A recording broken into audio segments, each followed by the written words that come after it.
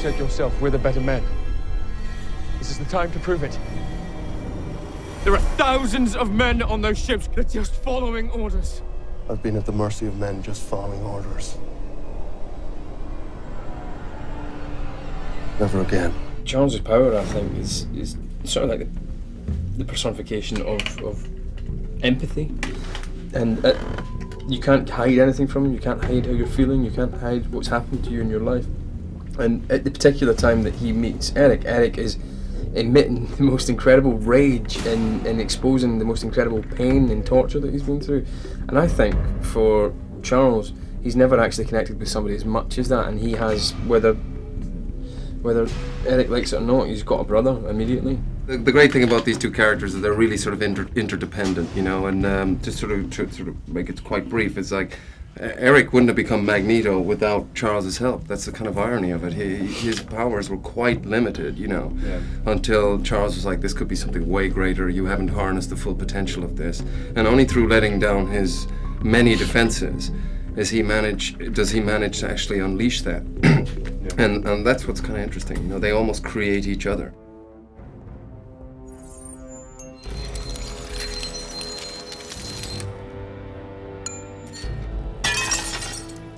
Excellent question.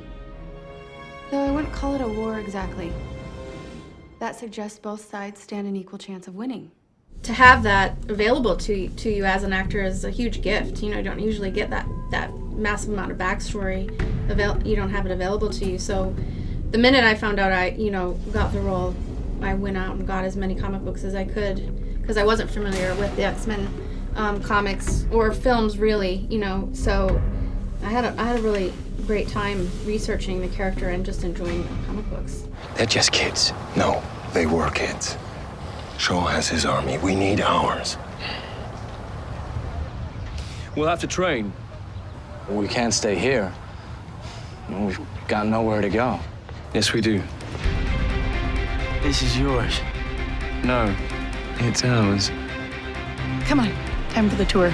It didn't worry me as a concern, honestly, as I went in, because it's such an ensemble piece, and I thought I really wanted to work with James. I think he's such a fantastic actor, and I really like Matthew as a filmmaker. I think he's very interesting, and to be part of such a beloved franchise was very exciting. It's all right, Alex. I want you to hit the X and try not to hit me. There's a good chap. You're serious? I'm very serious. I have complete and utter faith in you.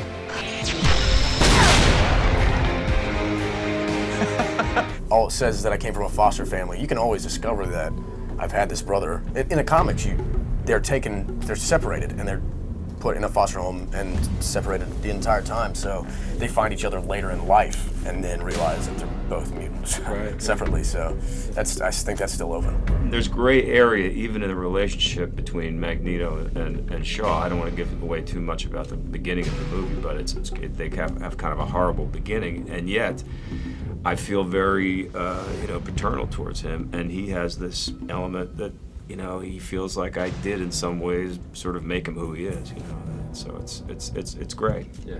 My name's Sebastian Shaw, and I am not here to hurt you. Friends, there's a revolution coming when mankind discovers who we are, what we can do. Each of us will face a choice: be enslaved or rise up to rule. Choose freely, but know that if you are not with us, then by definition, you are against us.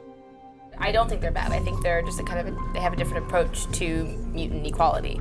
And in the comics, you learn that Angel comes from a very difficult background. She comes from an abusive family. And she's obviously, she's a go-go dancer, so that's not anyone's dream, I don't think. Dream. So I think she's just kind of fed up, and I think she sees an opportunity for a quicker result, a more aggressive result. I think she's just an aggressive person.